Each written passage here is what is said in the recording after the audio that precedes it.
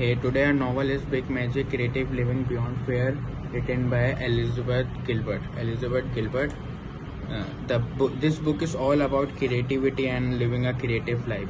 इसके पहले ही पेज पर just below on the first page there is written a beautiful question: what is creativity? Just right below that there is also written answer of that. Creativity is a relation between human and mysterious expressions. The author of this book is so much inspired from another author. His name is Jack Gilbert. वो क्या करते थे? He just come and write a novel and then disappear for many years and just come back after many years to write another novel. तो जब उनसे एक interview में पूछा गया कि आप ये चीज़ बार बार क्यों करते हैं, तो he just said that कि वो बोर हो जाते हैं फेम से, तो he took a gap. तो जो ऑथर हैं वो उनसे बहुत इंस्पायर्ड थी, बहुत ज़्यादा उनको वो पसंद थे. तो जिस यूनिवर्सिटी में वो भी काम करते थे तो ऑथर की भी वहाँ पे जॉब लग गई. ही स्टार्टेड जॉब, तो उन्होंने वहाँ पे काम करना शुरू कर दिया एज अ लाइब्रेरियन. तो वो जब लाइब्रेरी गई, उन्होंने उनकी और जय गिलबर्ट की और पुरानी किताबें और जितनी भी सारी अनपब्लिश थी जो अनफेमस थी, उन्होंने उनकी किताबें नहीं पढ़ी. वो उनसे और ज़्यादा कनेक्ट होती गई, उनको वो और अच्छे लगते गए. तो वहाँ के जो स्टूडेंट्स थे उन्होंने उससे पूछा जय गिलबर्ट के बारे में. तो उन्होंने कहा वो हमेशा से यही कहते थे कि ब्रेवरी प्लस क्रिएटिव लिविंग, ये that's going to be a main motive of a human and main mission of a human. उन्होंने हमेशा इसी चीज़ को प्रमोट करा है. और हमारे इंसान का भी ऐसे ही है कि we are all full of treasures, और नेचर ने हम सबको ट्रेजर्स दिए हैं, बट और वो फिर हमें दे के छोड़ देती है. इट वेट्स कि हम खुद चीज़ों को एक्सप्लोर करें और कब हम इन चीज़ों को एक्सप्रेस करें और सब कुछ करें.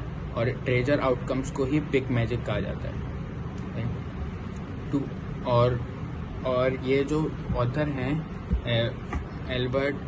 एलिजाबेथ गिलबर्ट, वो ये सिर्फ एक बंदे को नहीं, एक ऑथर को नहीं, अपने दोस्त को नहीं, she is saying this to all living human. उनका ये मैसेज है सबके लिए. सही है. तो उनकी एक फ्रेंड हुआ करती थी Susan. She love skating when she was in school, but after getting older and after getting younger she just quit skating, क्योंकि काम वगैरह इन सब से. तो अब उन्होंने कहा छोड़ो, बस ज़िंदगी इतनी बिजी हो गई है, अब कौन ये सारी चीज़ें पे फोकस करे या कौन ये सारी चीज़ें करे. तो आफ्टर मैनी ईयर्स उन्होंने सोचा कि ये करके देखती हैं. वो तो उनको वैसे ही सेम मज़ा आया जैसा उनको पहले था. तो ज़रूरी नहीं है कि शी अचीव वो गोल्ड मेडल्स एनीथिंग, लेकिन उनको इस चीज़ में मज़ा आया. She just do that because of this.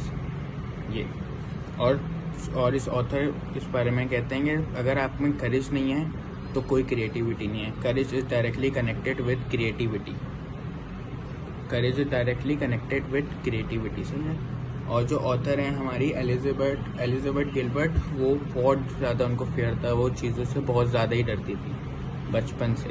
तो जब वो अपने फादर के साथ बीच पे जाया करती थी तो वो वहाँ देख के लोगों को बोलती थी कि लोग पानी की तरफ क्यों जा रहे हैं, स्टॉप देम, उनको रोको, वो डूब जाएंगे, वो सब जाएंगे. तो वो को इतना फेयर था चीज़ों से. और उनको यही चीज़ ने उनको ये बाद में आके रियलाइज़ हुआ कि फेयर आपको सिर्फ क्रिएटिविटी से रोकता है, कुछ नहीं. दो तरीके के फेयर होते हैं, एक जो आपको नीडेड है और दूसरा जो आपको नॉट नीडेड है. नीडेड ये है कि फेयर ऑफ सर्वाइवल, जिंदा रहने का जो फेयर है वो आपको ज़रूरत है उसकी. और जो दूसरा जो आपको आर्टिस्टिक एक्सप्रेशन या चीज़ें एक्सप्लोर करने से, क्रिएटिविटी से रोकता है, इस फेयर की आपको कोई ज़रूरत नहीं है. इन शॉर्ट लोग क्या कहेंगे, वो नो एक्सप्रेशन, क्रिएटिव एक्सप्रेशन, उसकी आपको कोई ज़रूरत नहीं है.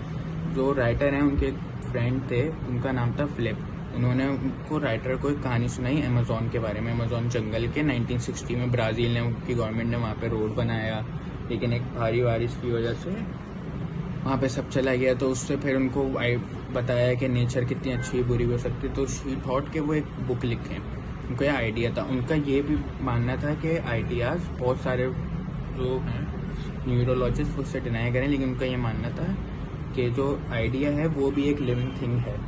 सही है. कि आइडिया अगर जैसे I got ideas for something, मैं उसको नहीं करूँगा तो वो किसी और के पास चले जाएगा. Idea is a living thing. उनकी ये भी थ्योरी है. तो जब बारिश हो गई तो उन्होंने यही सोचा उस बारे में एक नॉवल लिखने का.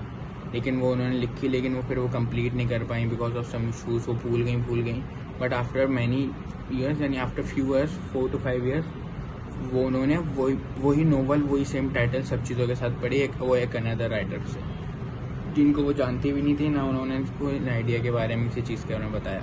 तो फ्रॉम देयर उनको रियलाइज़ हुआ कि हाँ ये idea is a living thing, तो यहाँ से उनकी थ्योरी बनी। Big magic isn't a how to manual but a why to manifesto. This book is ideal for blocked artist, hobbyist, for the people who want to do something creative, people with passion who want to do something in their life and do something for their dreams. This book is a complete package for them, and this book's core message is creativity is a magic. Thank you.